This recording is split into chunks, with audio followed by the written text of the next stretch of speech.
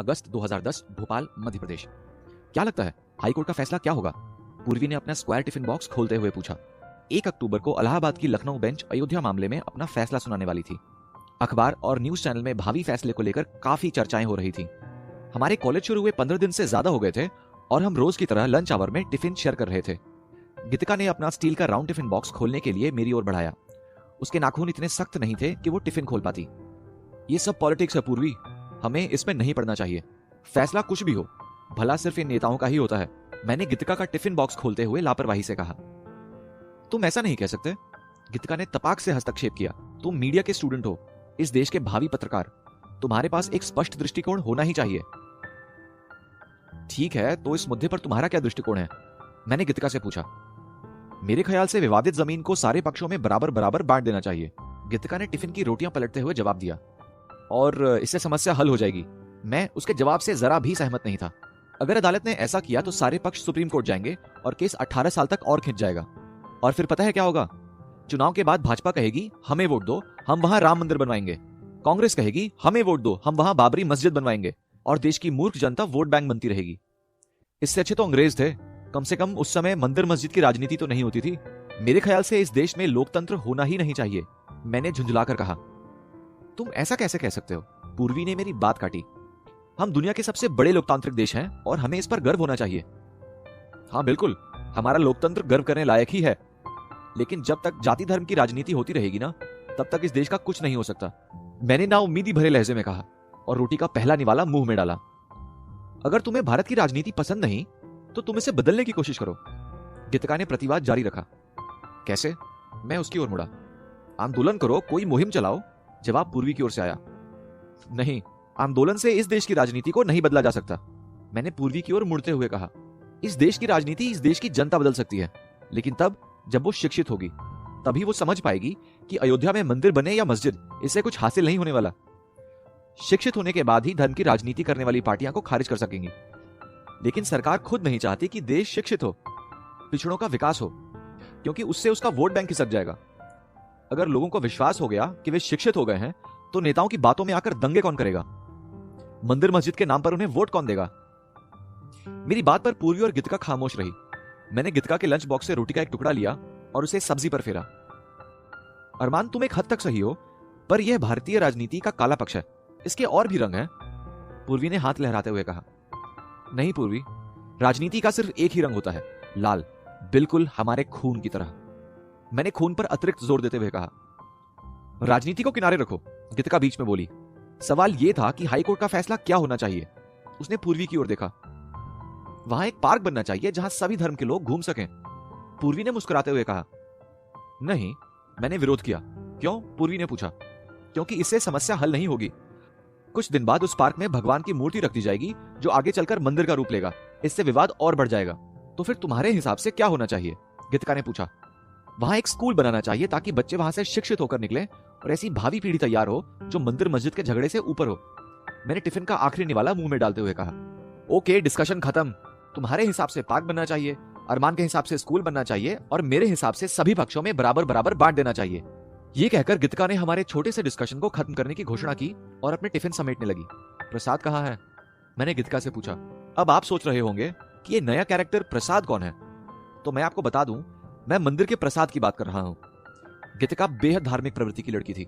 वो हर तरह के व्रत रखती थी और हर दिन सुबह नहा धोकर पूजा पाठ करती थी। पूजा का प्रसाद लेकर वो हर रोज कॉलेज आती और लंच आवर में हमें देना नहीं भूलती। अरे हाँ, मैं तो भूल ही गई थी, उसने बैग खोलते हुए कहा। वैसे गीतिका, तुम रोज रोज पूजा पाठ करके बोर नहीं होती? मैंने प्रसाद खाने के दौरान पूछा। अरे, इसमें बोर होने वाली क्या बात है, तुम भी तो 5 वक्त का नमाज पढ़ते हो, उसने कहा। तुमसे किसने कहा? मैंने घोर आश्चर्य में पूछा। क्यों, तुम ऐसा नहीं करते? नहीं, बिल्कुल नहीं। क्या, तुम नमाज नहीं पढ़ते?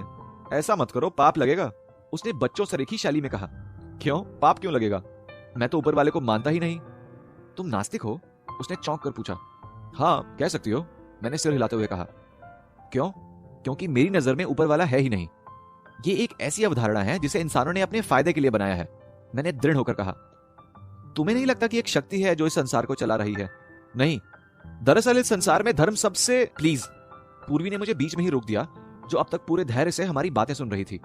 अब कोई नया डिस्कशन शुरू मत करो, 1 बज गए हैं, एचओडी सर की क्लास है अभी, और अगर उन्हें पता लगा कि हम कैंटीन में बैठकर गप्पे हाँक रहे हैं तो वो हमारी डिग्री रोक लेंगे। पूर्वी ने मुस्कुराते हुए कहा, और हम भी उसकी बात पर हंसी नहीं रोक पाए। हमारे एचओडी जरा पुराने ख्यालात के थे। कॉलेज में अगर वो किसी लड़का लड़की को साथ में देख लेते तो उनका पारा चढ़ जाता था। ऐसे लड़के लड़कियों को वो डिग्री रोकने की धमकी देते थे। यही वजह थी कि उनके क्लास में सारी लड़कियां एक तरफ और सारे लड़के दूसरी तरफ बैठते थे। मैं, गीतिका और पूर्वी तीनों ने ही रांची के सेंट जेवियर स्कूल से ग्रेजुएशन किया था। मास्टर की डिग्री के लिए हमने देश के कुछ प्रतिष्ठित मीडिया संस्थानों में अप्लाई भी किया था, पर किस्मत ने हम तीनों को भोपाल के मिलेनियम यूनिवर्सिटी ऑफ कम्युनिकेशन में ला पटका। हमारा कॉलेज नए भोपाल के कमर्शियल क्षेत्र एमपी नगर में था। कॉलेज के आसपास का इलाका प्रेस कॉम्प्लेक्स कहलाता था, क्योंकि वहां ज्यादातर अखबार और न्यूज चैनल के दफ्तर थे। भोपाल को मोटे तौर पर 2 भागों में बांटा जा सकता है, नया भोपाल और पुराना भोपाल। नए भोपाल में जहां आपको ऊंची ऊंची बिल्डिंग, चमचमाती सड़कें और शानदार ड्रेनेज सिस्टम देखने को मिलेगा, वहीं पुराने भोपाल में आपका सामना तंग गलियों और धूल से सनी सड़कों से होगा। भले ही हमने 3 साल साथ में पढ़ाई की थी, लेकिन रांची में हम तीनों कभी गहरे दोस्त नहीं बन सके। लेकिन जो उन 3 सालों में नहीं हुआ, वो भोपाल आने के बाद महज 15 दिनों में हो गया था। भोपाल हमारे लिए नया था, यहाँ के लोग भी नए थे। हम तीनों एक दूसरे को पहले से जानते थे, इसीलिए हम गहरे दोस्त बन गए। एक और लड़की थी, विद्या, गीतिका की बेस्ट फ्रेंड और उसकी रूममेट। वो भी रांची से ही थी। हालांकि विद्या का डिपार्टमेंट अलग था, लेकिन जब कभी हमारे और उसके लंच आवर का समय मेल खा जाता तो वो हमारा साथ देने के लिए जरूर आती थी। अच्छा, तो तुम रांची से नहीं हो? गीतिका ने चौंक कर पूछा। कॉलेज के बाद मैं गीतिका के साथ परिसर में बैठा था। कॉलेज के मेन गेट के दोनों तरफ गार्डन बने हुए थे, जिसकी बाउंड्री वॉल करीब 1 फीट ऊंची और 1 फीट चौड़ी थी। हम उसी पर अगल बगल बैठे थे। नहीं, क्या तुम्हें 3 साल में कभी पता नहीं चला? मैंने कहा। तुमने कभी बताया ही नहीं, तुमने कभी पूछा भी तो नहीं। हाँ, ये भी सही है, उसने कहा।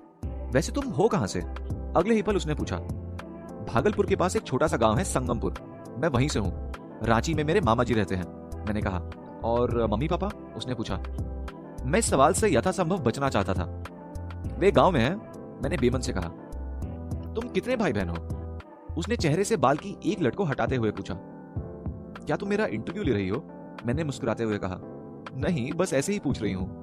2 भाई और 2 बहनों में सबसे बड़ा हूं। उसने मेरी ओर देखकर हामी भरी।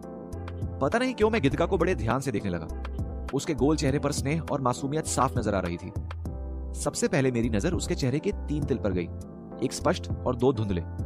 स्पष्ट नजर आने वाला तिल उसके बाएं आईब्रो के ठीक ऊपर था, एक धुंधला तिल जो उसके बाएं गाल पर था, और दूसरा उसके नाक की दाईं ओर था। उसकी आंखें सफेद पानी के समंदर की तरह लग रही थीं, जिसके बीच में एक गोल टापू है और वहां घुप अंधेरा है। उसके चेहरे पर इतनी फिसलन थी कि मैं अपनी नजर को फिसलने से बमुश्किल ही रोक पा रहा था। मुझे उसके फोरहेड पर बनी पसीने की कुछ बूंदों से ईर्ष्या होने लगी थी कि वो खुद को फिसलने से कैसे बचा पा रही हैं। हवा तेज होने के कारण जब उसके बालों का एक समूह अपने घराने से बिछड़कर उसके चेहरे पर आ गया, तो उसने अपने दाएं हाथ से उसे हटाया। मेरी नजर उसकी उंगलियों पर गई। उसकी पतली पतली उंगलियों में से एक उंगली में अंगूठी थी। उस दिन मैं ये भी समझ गया कि भिंडी को अंग्रेजी में लेडीज फिंगर क्यों कहते हैं। उसकी कलाई में एक लाल धागा बंधा था, जो मुझे किसी गिफ्ट बॉक्स में बंधे रिबन की तरह लग रहा था। ऐसे क्या देख रहे हो? गीतिका ने कहा तो मैं उसके चेहरे के जादुई सम्मोहन से बाहर आया। नहीं, कुछ नहीं। तुम्हारे पापा क्या करते हैं? मैं जल्द से जल्द विषय बदल लेना चाहता था। पापा नहीं है। जब मैं 10 साल की थी तभी वो कैंसर से चल बसे। ओह, आई एम सॉरी। हमारी बातचीत का माहौल अचानक से बदल गया। इट्स ओके, उसने सहज होते हुए कहा। तब से लेकर आज तक मेरे पापा मेरे भैया हैं। वो एक पार्टी से जुड़े हैं। पिछली बार उन्हें विधानसभा का टिकट मिलते मिलते रह गया था।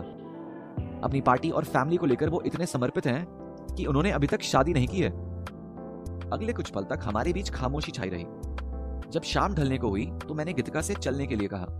मैं तुम्हें पीजी पर ड्रॉप कर दूं? रांची से मैंने अपनी बाइक मंगवा ली है। नहीं, मैं बस से चली जाऊंगी। अरे चलो तो, मैं छोड़ देता हूं, मैंने जिद की। अच्छा ठीक है, उसने कहा, और हम दोनों पार्किंग की ओर बढ़ गए। तो मुझे गिराओगे तो नहीं ना? बाइक पर बैठने से ठीक पहले उसने पूछा। तुम्हें मुझ पर इतना भी भरोसा नहीं है? एक काम करो, तुम बस से ही चली जाओ, मैंने हल्की नाराजगी में कहा। अरे गुस्सा क्यों हो रहे हो? ठीक है चलो, उसने कहा और बाइक पर बैठ गई। नहीं, पहले मेरी ड्राइविंग योग्यता पर शक करने के लिए सॉरी बोलो।